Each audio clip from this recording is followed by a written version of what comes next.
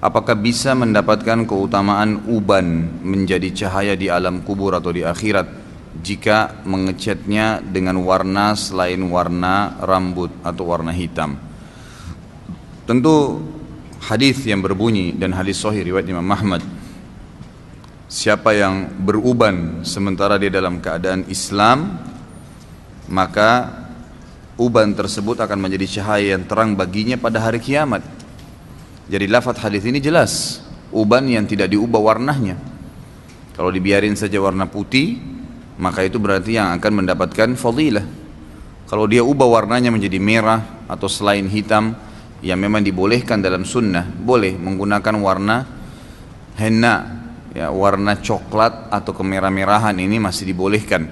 Sebagaimana Nabi SAW menyuruh agar Abu Bakar meletakkan henna di janggut dan rambut ayahnya Abi Kuhafah. Juga Nabi SAW menyuruh Abdullah bin Umar untuk meletakkan warna coklat kemerah-merahan di janggutnya yang sudah mengeluarkan warna putih, gitu kan. Itu boleh saja dilakukan. Tapi kalau fadilah tadi, Allahu a'lam, secara zahir hadis memang yang dibiarkan dalam keadaan rambutnya putih, ya. Jam berapakah yang dimaksud dengan tidurnya Nabi Daud? Tidur pertengahan, sepertiganya untuk sholat, dan seperenamnya untuk tidur lagi. Kalau jamnya, Allahu a'lam, ya, tepatnya, ya. Tapi sebagian ulama merincikan Nabi Daud alaihissalam tradisi beliau itu beliau tidur dulu habis isya, kemudian tidak disebutkan beberapa saat sebenarnya, tapi dibagi, ya. Kalau kita bagi malam itu menjadi 1/6, jadi 6 waktu antara isya sampai subuh, nah itu berarti dibagi 6 saja. Kira-kira berapa jam tuh? Mulai isya misalnya kayak kita sekarang anggap jam 8, 9, ya, 9, 10, 11, 12, kemudian tambah 4 jam setelahnya, gitu kan. Berarti 8 jam kurang lebih, ya, 8 jam. Maka ini yang dimaksud dengan 1/6 dibagi 6 waktu itu, 8 jam dibagi 6, ya, itu baru dihitung 1/6-nya. Beliau tidur di awal, ya, di 1/6-nya itu, kemudian beliau bangun setelahnya di waktu 1/6, ya. Misalnya kalau 8 jam dibagi 6 itu mungkin 1 jam sekian, ya, dianggap 1 jam sekian, ya, 1 jam mungkin 10 menit atau 15 menit. Berarti seperti itulah beliau tidur, lalu beliau bangun, kemudian beliau sholat, habis itu beliau tidur lagi, ya. Jadi beliau itu dalam semalam bisa 3 kali tidur dan 3 kali sholat. Allahu a'lam, itu yang dimaksud. Apakah ada keutamaan membaca surah Al-Waqi'ah? Apakah ada tuntunannya membaca sehabis sholat asar atau subuh? Apakah benar membaca Al-Waqi'ah 3 kali sehabis sholat asar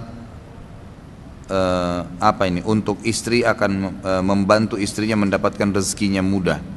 Ini Allahu a'lam, yang saya tahu hadis semua berhubungan dengan mengatakan Al-Waqi' bisa mendapatkan rezeki adalah hadis yang lemah, yang tidak dipakai oleh para ulama. Dan ini memang sudah disebutkan di dalam buku-buku yang berbicara tentang fadilah surah-surah dalam Al-Quran. Jadi ini memang hadis yang lemah dan tidak dipakai oleh para ulama. Jadi tidak benar lah kalau dikatakan surah Al-Waqi' bisa mendapatkan rezeki bagi suami atau istri. Apalagi ini ditentukan setelah selepas sholat asar atau sholat subuh. Dijurukan juga jumlahnya 3 kali. Ini malah tambahan dari hadis. Jadi tidak ada hadisnya memang sama sekali. Yang ada hadisnya memang yang lemah itu adalah surah Al-Waqi'ah. Siapa yang membaca surah Al-Waqi'ah dia akan mendapatkan atau dibukakan pintu rezekinya. Tidak disebutkan waktu subuh atau asar. Itu pun kalau dianggap bisa dipakai. Tapi ini hadis lemah, tidak bisa dipakai. Ditambah lagi dengan dibaca 3 kali habis asar untuk istri bisa membantu suaminya. Ini sama sekali tidak pernah ada panduan di dalam, ya, sunnah Nabi SAW. Apakah termasuk bid'ah jika kita melakukan amalan-amalan seorang ustadz agar menyampaikan hajatnya selama 40 hari? Semisal baca surah Yasin, surah Waqi'ah, tahajud, la haula wala quwata illa billah 300 kali, subhanallah wa bihamdi, subhanallahil azim 100 kali dan lainnya. Bolehkah melakukan sebagai usaha berdoa? Jadi sini saya perlu rincikan dulu, ya, perlu dirincikan terlebih dahulu. Kalau seandainya apa yang ditentukan oleh ustadz tersebut sesuatu yang Nabi SAW tidak pernah tentukan jumlahnya, tidak pernah tentukan jenis ibadahnya, maka bid'ah. Tapi kalau misal Nabi SAW mengatakan saya beristighfar sehari 70 sampai 100 kali, Lalu ada orang amalin tuh, saya mau amalin deh. Sekarang tiap hari saya baca begitu. Mudah-mudahan Allah Subhanahu Wa Taala mungkin secara setelah berjalan sebulan 2 bulan Allah mudahin sembuhin penyakit saya. Nggak ada masalah. Itu termasuk dalam bertawassul dengan amal soleh yang dibolehkan. Karena memang kita mengikuti tuntunan Nabi Shallallahu Alaihi Wasallam, gitu kan? Yang tidak boleh kayak tadi misalnya membaca surah Yasin secara khusus atau la haula wala quwata illa billah 300 kali sementara Nabi tidak pernah tentukan seperti itu. Maka tidak boleh seseorang membuat-buat apa yang Nabi kita Muhammad SAW tidak anjurkan, tidak ajarkan. Tapi sekali lagi bertawassul dengan amal soleh yang pernah dituntun oleh Nabi SAW boleh, nggak ada masalah itu. Ustadz, kalau kita sholat tidak menghadap kiblat karena tidak tahu bagaimana hukumnya. Kalau diberitahu teman pada saat sholat sedang berlangsung, apakah langsung dibatalkan dan memulai sholat dari awal atau bagaimana? Kalau anda tidak tahu sama sekali dan memang sudah berijtihad, betul-betul yakin ini sedang hadap kiblat nih, gitu kan? Maka sah saja, tidak ada masalah. Karena memang tidak tahu ya. Kalau dia sudah sampai salam, tolong ikhwah jangan ditambah dulu pertanyaan ya. Ini masih banyak ini yang belum dibaca. Dengarin aja ilmunya, ini cukup insya Allah. Ini lihat nih. Masya Allah. Ini yang belum saya baca yang lalu ini, ya. Belum yang sekarang. Jadi jangan tambah dulu. Jadi kalau seseorang itu tidak menghadap kiblat dan dia betul-betul berijtihad, dia berusaha, oh memang setahu saya di sini kiblat. Tidak ada orang yang bisa ditanya sama dia, lalu dia Allah Akbar takbir. Sampai selesai salam, sudah selesai salam dia nggak tahu. Ada orang datang, ternyata kiblat dia sholat di situ kiblatnya ke arah sana, dia salah. Apakah dia harus mengulangi sholatnya? Kata ulama tidak perlu. Tidak perlu, karena dia memang berijtihad awalnya, dia tidak tahu, gitu kan? Dia tidak tahu, maka tidak ada masalah. Dianggap orang yang tidak faham atau lupa, gitu kan? Seperti orang kalau lagi puasa lupa makan. Ya. Kalau pas lagi puasa, ada teman atau kerabat atau pasangan anda pas lagi makan, anda tahu dia puasa, jangan tiba-tiba dikagetin ya. Woi kamu nggak puasa, kesian nanti keselak. Biarin aja makan, tidak apa-apa. Sampai dia selesai hajatnya, jangan hasut, enak bener orang ini sudah makan 2 piring. Nggak apa-apa, biarin aja, gitu kan? Nggak apa-apa. Karena kata Nabi SAW, siapa yang berpuasa lalu dia makan karena dia lupa, dia minum karena dia lupa, maka dia lanjutkan puasanya. Karena sesungguhnya Allah yang telah memberikan makan dan minum padanya, gitu kan? Jadi nggak usah diingatin, biarin aja, nggak ada masalah. Itu kan? Memang kalau betul-betul dia lupa, kalau dia pura-pura lupa itu urusan dia dengan Allah, gitu. Ya. Jadi nggak ada masalah. Kalau seandainya kita sementara lagi sholat, kemudian tiba-tiba ada orang datang menepuk, mas maaf mas, kiblatnya salah ke kanan dikit, maka bergerak aja, nggak usah berhentiin sholat, bergerak aja ke arah yang dituntun sama dia, kanan dikit, kiri. Bahkan ulama fikih mengatakan boleh orang yang datang mengetahui saudaranya muslim yang lain sedang salah sholatnya, dia meluruskan, menggoyangkan badannya, mengarahkan, pegang pundaknya dua-dua. Tentu ini sesama jenis ya. Jangan lawan jenis dipegang pundaknya, nggak boleh. Di luar sholat aja nggak boleh, apalagi dalam sholat. Pegang pundaknya, arahkan ke kanan sedikit mas, ini salah. Ini mbak harus ke kiri, diberikan syarat, itu tidak masalah. Tapi kalau sudah sampai salam, maka nggak ada masalah. Ini apa ini? Kok tes printing begini? Hah? Ini siapa yang kirim ke saya nih? Oh belakangnya. Ada beberapa hal yang ingin saya tanyakan. Pada tahun 2008 saya melaksanakan ibadah haji dari Saudi Arabia karena saya bekerja di kota Riyadh. Pada saat melaksanakan mabit di Mina, rombongan kami tidak mabit di Mina namun di wilayah Aziziyah. Ini kayaknya sudah pernah saya baca ya, yang lalu ya. Saya sudah mengatakan Aziziyah itu tidak masuk wilayah Mina dan harusnya jemaah haji mabit di Mina. Ini sudah saya jawab yang lalu. Saat kerja di Saudi, saya sering melihat pekerja kasar dari Pakistan menyempatkan sholat berjamaah di masjid di sela-sela pekerjaan kasar mereka, seperti menggali jalanan, mereka bersihkan tanah dan debunya lalu sholat. Meskipun ada bau yang kurang sedap, karena bersebelahan dengan mereka. Kalau di sini tukang-tukang bangunan kalau diajak sholat selalu bilang pakaiannya mereka kotor atau merasa bau keringat, sehingga kadang tidak sholat sama sekali. Mohon nasihat yang tepat Ustadz, karena saya banyak berhubungan dengan tukang bangunan untuk konstruksi. Tentu ini tidak ada hubungannya ya antara orang sholat dengan bajunya kotor. Sama dengan orang lagi jihad, penuh darah bajunya, sholat aja. Enggak, itu bukan najis. Kita tidak boleh pakai pakaian atau sejadah tempat sholat kalau jelas-jelas ada najisnya. Kalau jelas-jelas ada najisnya, saya kira tanpa pertanyaan. Jazakallah khair. Kalau jelas-jelas ada najisnya, itu baru tidak boleh. Tapi kalau cuman kotor, keringat, nggak masalah, jangan kehilangan waktu, gitu kan? Makanya dianjurkan kalau bisa pada saat berwudu, apalagi alhamdulillah masjid kita kayak sekarang ini sangat luar biasa ya. Kalau saya nggak malu ikhwas sekalian, saya selalu bawa kemana-mana tas saya atau ada kresek, saya bawa baju ganti. Saya kalau dari pengajian ke pengajian, mampir di masjid mana, saya mandi, saya sholat, mandi di situ, saya wudu, bersihin badan, segar kembali, baru saya masuk ke pengajian saya. Nggak ada aib di situ, malah bagus. Lalu sering gunakan roll on, sering gunakan pewangi badan, itu sunnah Nabi SAW. Kata Nabi, terutama laki-laki ya. Kata Nabi SAW, dicintakan kepadaku dunia ini karena adanya wanita dan adanya minyak wangi. Makanya aneh kalau ada laki-laki nggak suka minyak wangi itu. Jauh dari sunnah Nabi SAW. Kantongin selalu beli yang kecil, selalu kantongin pakai minyak wangi kemana-mana. Itu sunnah Nabi SAW. Sudah baunya enak, dapat pahala lagi, gitu kan? Insya Allah yang hal-hal seperti ini nanti akan dihindarin. Ini berhubungan dengan masalah perlunya orang menjaga sholat walaupun bajunya kotor, yang penting tidak najis. Tidak kelihatan auratnya, silahkan dipakai, nggak masalah. Itu bukan alasan, gitu kan? Itu bukan alasan. Kemudian kalau masalah tukang, memang ini semoga Allah berikan hidayah ya. Kita nggak usah bicara tukang. Ya, ini yang bertanya saudaraku, siapa saja di Indonesia ini mau pegawai kantor yang rapi pun AC semua, tetap kalau dia tidak mau sholat dia tidak sholat, gitu kan? Kalau di Saudi memang itu sudah umumnya orang faham, sehingga memang bisa dikatakan jarang, persentasenya kecil sekali orang yang tidak sholat berjamaah itu. Di sana kecil sekali. Memang betul-betul orang yang lemah imannya itu pun dia masih sholat sendirian, dia masih sholat. Dia bukan berarti tinggalin sama sekali, gitu kan? Yang tinggalin sholat itu bisa dihitung jari sebenarnya. Sampai seperti ada cuplikan itu, saya baru dikirimkan sama teman-teman di Saudi, saya terharu betul lihat cuplikan itu saudaraku. Jadi ada orang buta matanya, satu orang tua, bukan ulama, masyarakat biasa, buta matanya, tidak pernah tinggalkan 5 waktu sholat di masjid.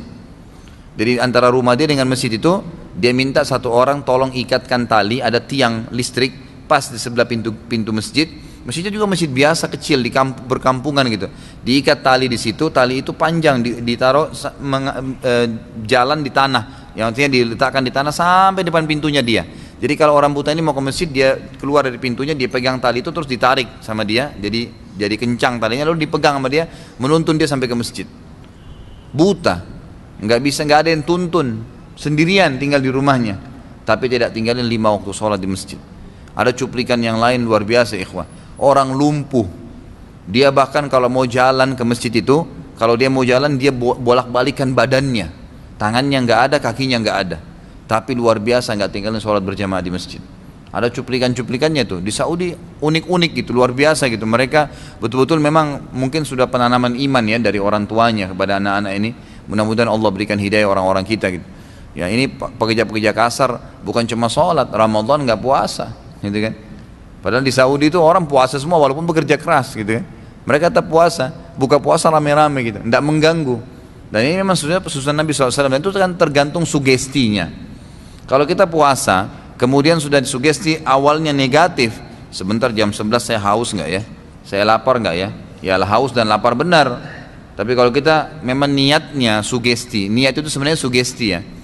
Sugestinya dia, saya insya Allah sampai azan maghrib tahan, insya Allah sampai isya pun saya tidak lapar. Memang benar, insya Allah kan seperti itu. Mungkin buka puasa cuma seteguk air, makan kurma cukup buat dia, habis isya, habis tarawih baru dia makan. Ada orang begitu, nggak ada masalah buat dia. Itu kan, jadi tergantung niatnya. Pak Ustaz, bagaimana dengan pakai minyak wangi di hari Jumat di bulan Ramadan? Bukankah di bulan Ramadan tidak boleh pakai minyak wangi? Siapa yang bilang? Nggak ada masalah. Emang kenapa kalau pakai minyak wangi? Oh, kalau cium wangi terus batal gitu? Nggak ada hubungannya. Jadi bagaimana kalau orang cium hirup bau makanan? Nggak batal itu.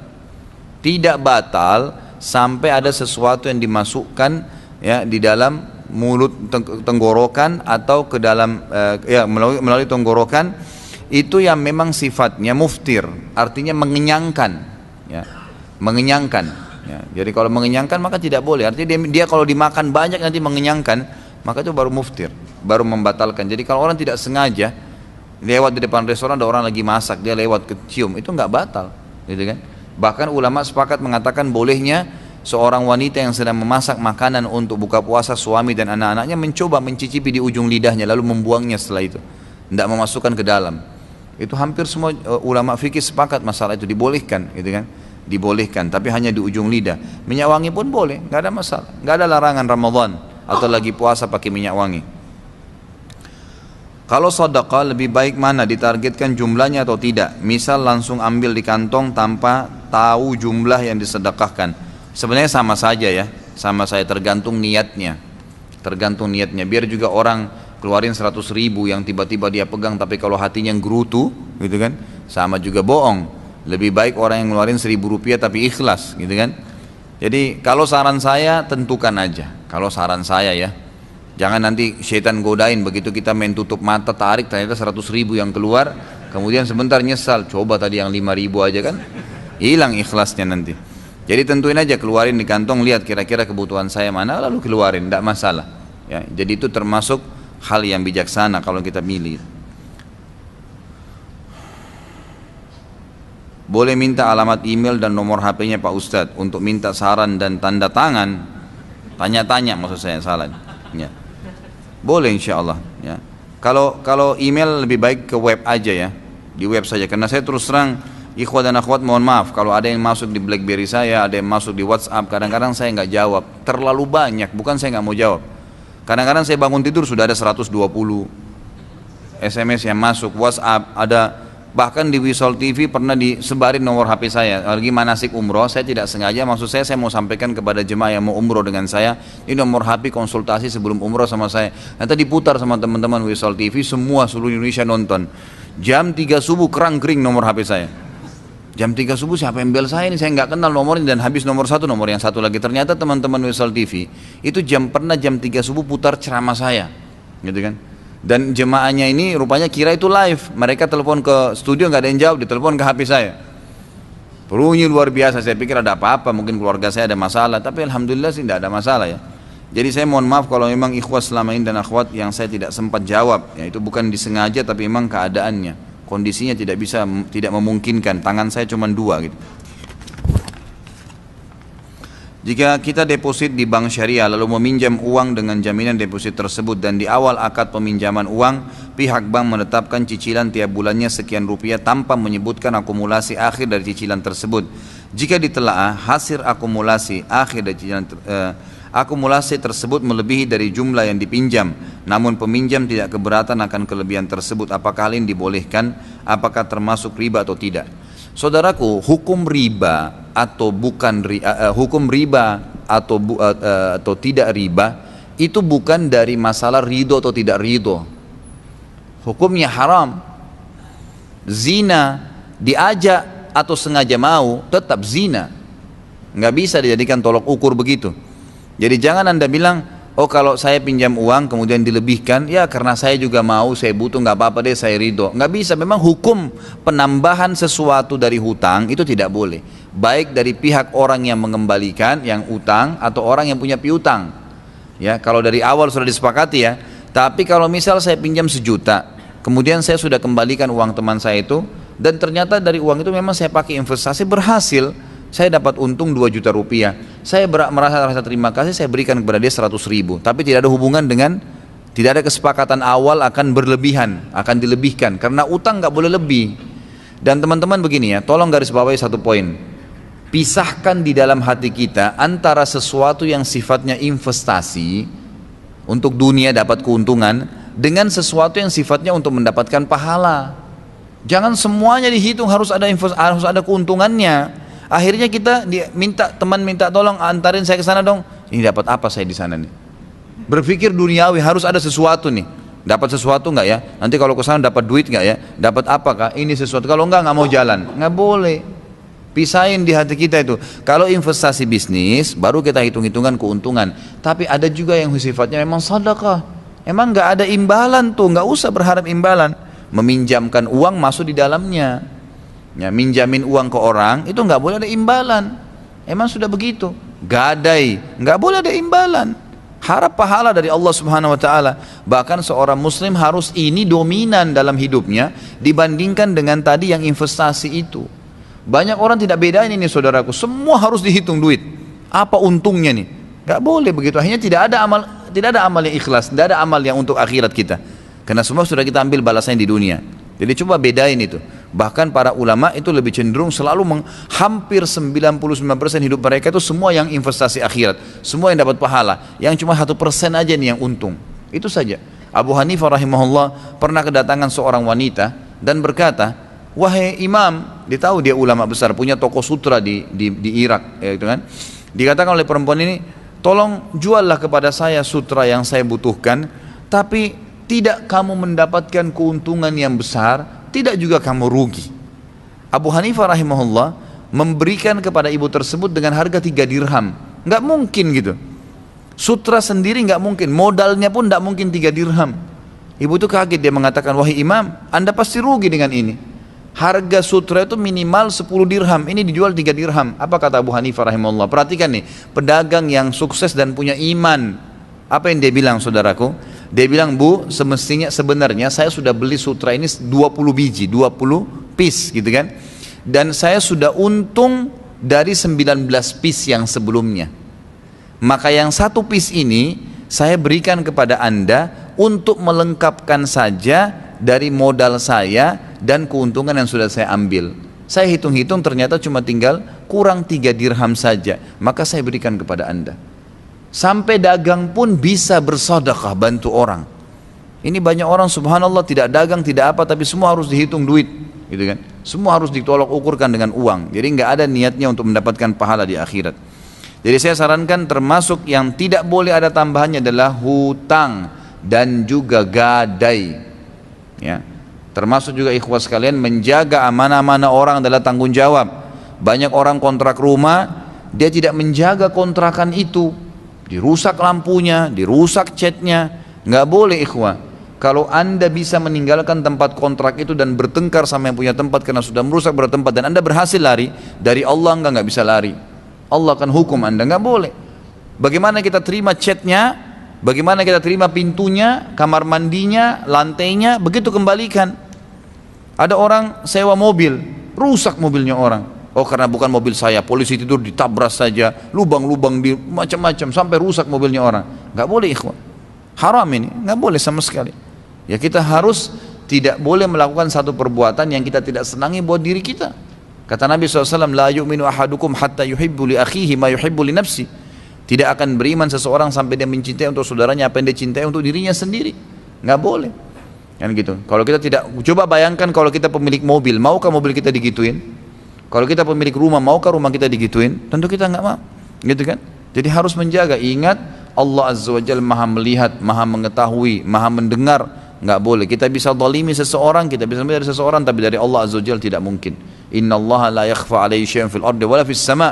Allah itu tidak ada yang tersembunyi bagian di langit dan di bumi. Allah tahu semuanya. Hati-hati saudaraku. Dan pasti sabda Nabi SAW berlaku. Al jaza'u min jinsil amal. Balasan akan datang sesuai dengan kadar perbuatan seseorang. Menipu hari ini, ditipu besok. Gibah hari ini, digibah nanti. Fitnah hari ini, difitnah. Merusak barang orang, dirusak juga barang kita nanti. Jadi jangan heran. Berlakulah sebagai hamba Allah yang mukmin yang tahu semua itu. Mohon penjelasan masalah murabaha dan musyarakah. Ini sudah saya jelaskan yang lalu ya. Ya, murabaha dengan musyarakah sudah saya jelaskan yang lalu. Jadi teman-teman bisa kembali ke cuplikan kita yang lalu.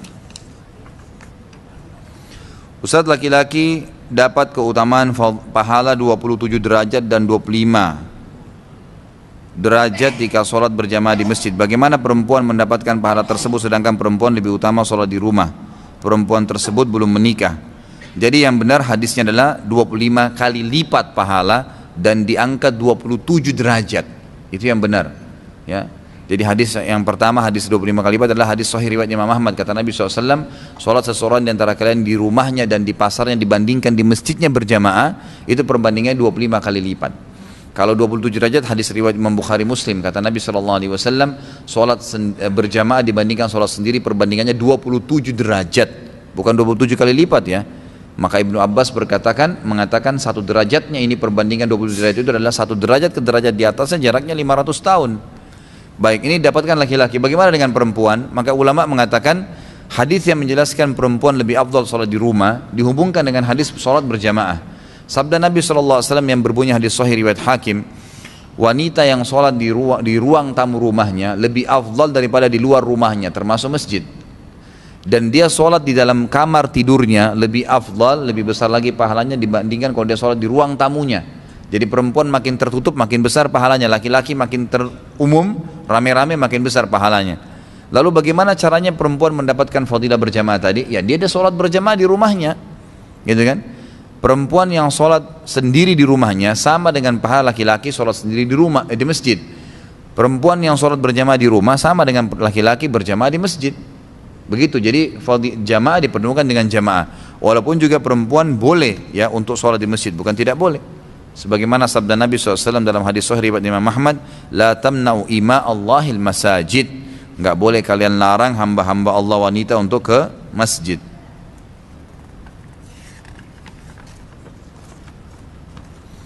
Waalaikumsalam warahmatullahi wabarakatuh. Apa boleh kita meminjam uang dari bank syariah dengan jaminan deposit? Ini sudah tadi ya. Hampir sama ini.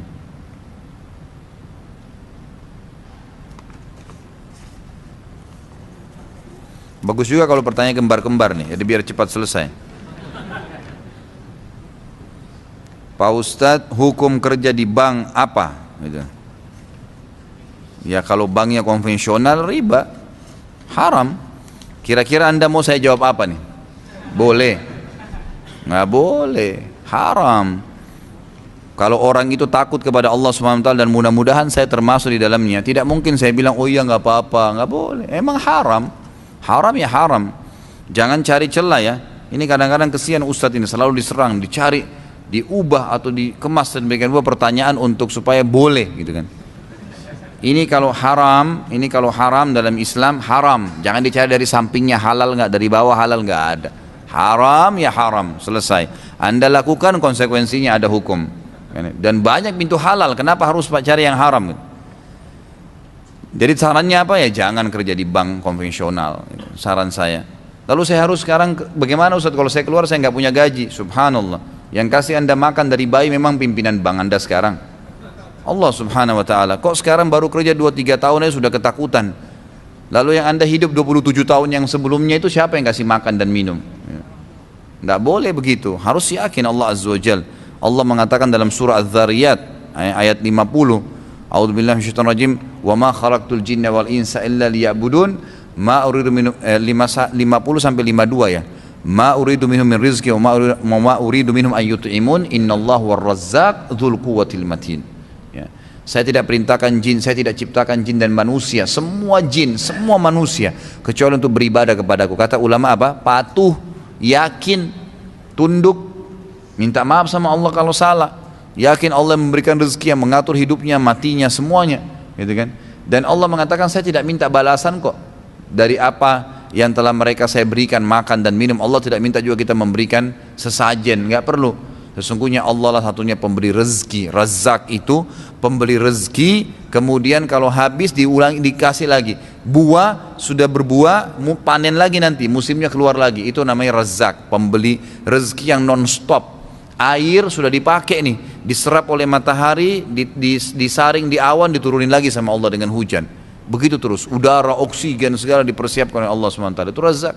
Allah SWT berikan rezeki semut di lubangnya. Bagaimana bisa kita manusia yang khalifah di muka bumi lalu takut dengan rezeki? Bagaimana caranya? Tinggalkan yang haram saudaraku. Dan kata Nabi SAW, man taraka syai'an lillah abdalahu khairan min. Siapa yang meninggalkan sesuatu karena Allah, ikhlas karena Allah, Allah akan gantikan yang lebih baik. Pasti itu, gak usah ragu. Siapakah Ya'juj Ma'juj dan apa mereka bagian dari tentara Dajjal? Ini ada bahasan sendiri ya, nggak bisa sekarang. Ini panjang bahasannya nih. Nanti insya Allah di tanda-tanda hari kiamat akan ada bahasan tuh.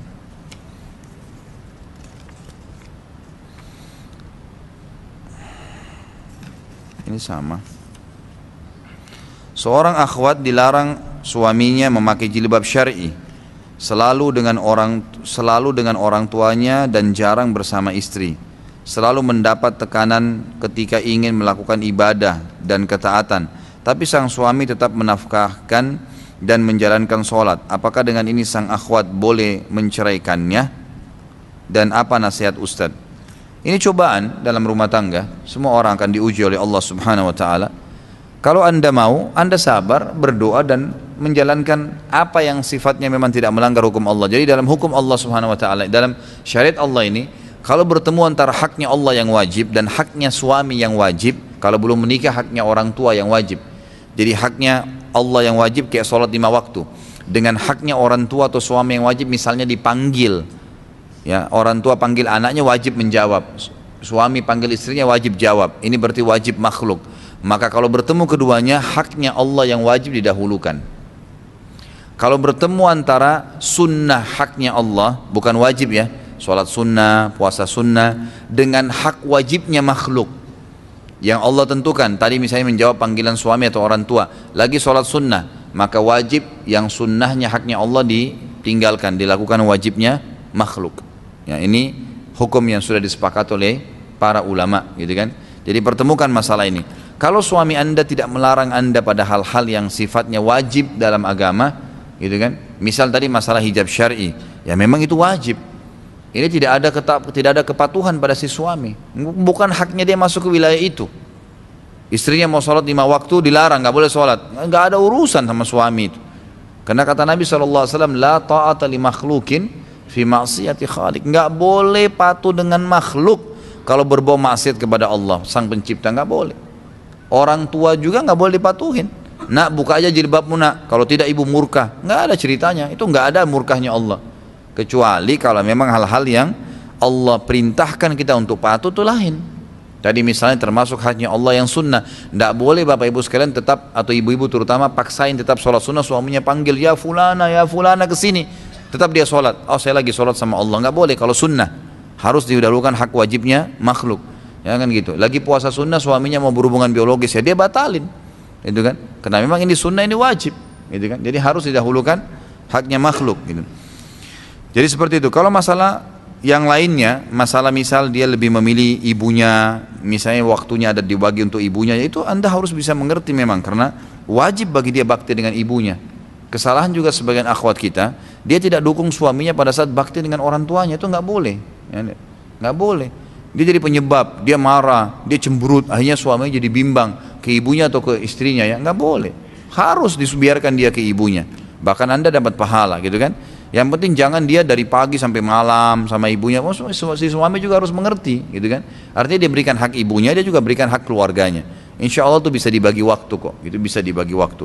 Jadi anda harus dahulukan masalah ini, karena memang baktinya dia kepada ibunya atau orang tuanya, ayahnya wajib, ya itu wajib, nggak boleh. Ustaz, jika meninggalkan sholat Jumat 3 kali maka kufur. 3 kali itu berturut-turut atau dalam semasa hidup? Saya terus terang belum menemukan lafadz khusus ya, lafadz yang sahih yang berbicara memang meninggalkan 3 kali itu kufur. Tapi yang ada hadis sahih yang kita bahas yang lalu adalah Allah akan buat hatinya termasuk dicap oleh orang-orang yang lalai.